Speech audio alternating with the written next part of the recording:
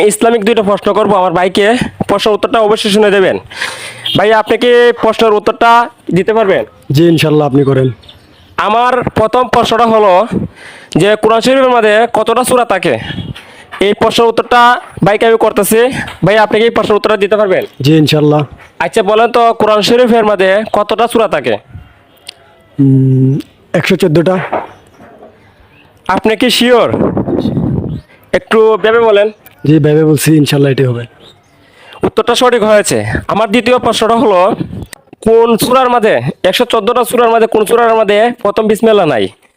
এই উত্তরটা কি আপনি দিতে পারবেন? জি ইনশাল্লাহ পারবো। ছোট করতেছি ভাইকে। আচ্ছা প্রশ্নের উত্তরটা দেন যে কোন সূরার মাঝে প্রথম বিসমিল্লাহ নাই? সূরা তাওবা। সূরা তওবা। আপনি কি চিন্তা ভাবনা করে বলছেন? জি চিন্তা ভাবনা করে বলছি। দর্শক উত্তরটা সঠিক হয়েছে। ভাইয়ের জন্য সবাই দোয়া করবেন।